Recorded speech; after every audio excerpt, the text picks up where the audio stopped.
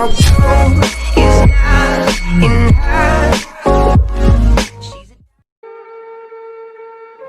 Hello दोस्तों, आप सभी कैसे हैं। आशा करती हूँ कि आप सभी अच्छे होंगे, स्वस्थ होंगे और आप सभी का बहुत बहुत स्वागत है।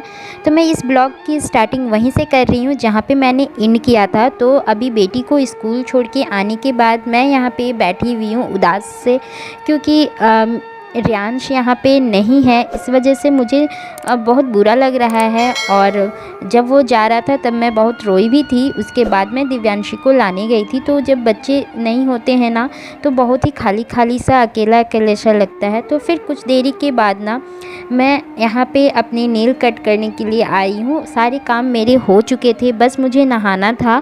मैं समय नहीं मिल पाया था मॉर्निंग में, जिस वजह से मैं नहीं नहाई थी। और मैंने सोचा कि उसे पहले छोड़ के आती हूँ, क्योंकि बच्चे टाइम से अगर स्कूल पहुँच जाए तो वो ज़्यादा बेटर है। तो मैंने पहले उस काम को किया, पहले उसे स्कूल छोड़ाई। उसके बाद मैं यहाँ पे नहाने की तैयारी कर रही हूँ। तो मैं अभी नेल वगैरह सारा कट करूँगी, क्योंकि आज मैं आप लोगों को बहुत सारी चीज़ें इस ब्लॉग में शेयर करने वाली हूँ। तो वीडियो को अंत तक ज़रूर देखिएगा और पसंद आए तो लाइक और शेयर ज़रूर कीजिएगा।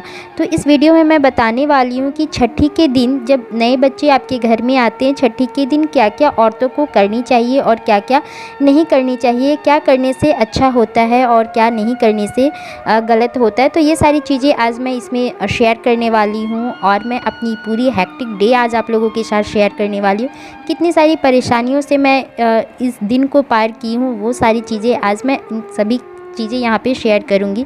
तो बस मैं नहाने जाने से पहले अपने नेल और पैर हाथ के नेल मैंने कट कर लिया है। और जैसे ही मैं कट कर रही थी तभी स्कूल से फ़ोन आ गया था कि दिव्यांशी की तबीयत ख़राब है। तो मैं उसे लेने चली गई थी और भागे भागे मैं गई। नहाना छोड़ कर के मैं बस हाथ पैर धो ली और भागे भागे से गई और इसे लेकर के आई। लेके आने के बाद फिर तुरंत मैं इसके ड्रेस वगैरह चेंज की और फिर इसे हॉस्पिटल लेके गई। और वहाँ से फिर इसे ट्रीटमेंट करा करके, इसके इलाज करा करके लेके आई हूँ। और इसे ना बहुत ज़्यादा तेज़ फीवर थी, सुबह में भी थी।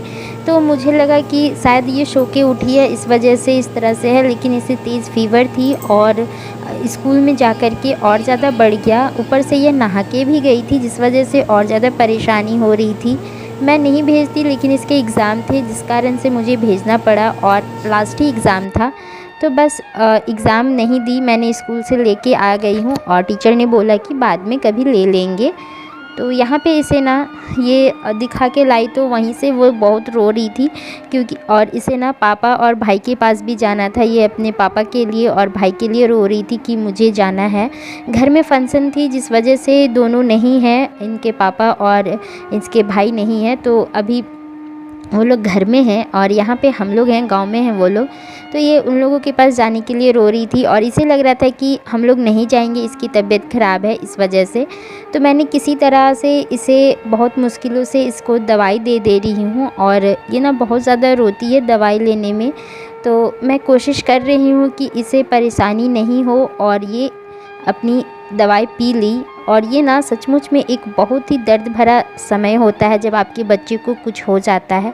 तो एक माँ के लिए बहुत ही टफ़ होता है और इस घड़ी को पार करना बहुत ज़्यादा मुश्किल होता है। सबसे ज़्यादा मुश्किल होता है ना कि जब आपके साथ कोई नहीं हो, आप अकेले सारा कुछ संभाल रहे हो, कर रहे हो, तब होता है। तो मैं यहाँ पे अकेले ही सारा कुछ कर रही हूँ। मेरे लिए मुश्किल था, लेकिन एक हिम्मत रखना बहुत ज़रूरी है, क्योंकि आप हिम्मत नहीं रखेंगे तो बाकी चीज़ें समझेंगी कैसे और बच्चे को देखेगा कौन। तो मैंने यहाँ पे करके और इसे अभी सुला करके अब जा रही हूँ नहाने। तो अभी मैं नहा के आ गई हूँ और मुझे शाम में निकलना भी था। तो मैं यहाँ पे अभी रेडी हो रही हूँ। तो मैं ये सारी चीज़ें क्यों कर रही हूँ, तो मैं आपको बता दूँ, आज हमारे घर में है छठी। न्यू बॉर्न बेबी हुआ है और आज 6 दिन है। तो आज 6 दिन के दिन में छठी मनाया जाता है। और लड़का है तो 6 दिन में और लड़की है तो 5 दिन में। तो आज है 5 दिन और 5 दिन हो गया है और आज ही के दिन 5 दिन है और छठी मनाया जाता है आज के दिन। तो मैं यहाँ पे अपने नेल वगैरह कट करके और आलता लगा रही हूँ। तो जिस दिन छठी होता है तो घर की जितनी भी औरतें होते हैं सारे अपने नेल कट करते हैं और ठाकुर आते हैं, नेल कट करते हैं, पैर रंगे जाते हैं और नहा वहा के ये सारा काम किया जाता है। और जितने भी घर में जेंट्स होते हैं वो लोग 5 दिन से दाढ़ी दाढ़ी वगैरह नहीं बनाए रहते हैं तो वो लोग बनाते हैं दाढ़ी, और जितनी भी कटिंग वगैरह, बाल वगैरह जो भी कटिंग करना है वो करते हैं। और आज के दिन औरतें पूरी तरह से श्रृंगार करती हैं। अपनी जो माँ है, जो जन्म दी हैं, जो माँ है, वो भी पूरी तरह से तैयार होती हैं। और इन लोगों की फंक्शन ना शाम में होती है, शाम लगभग 6-7 बजे, 8 बजे, जिस तरह से आपके घर में कंफर्टेबल होती है उस तरह से करते हैं। जैसे मेहमान जुट जाते हैं तो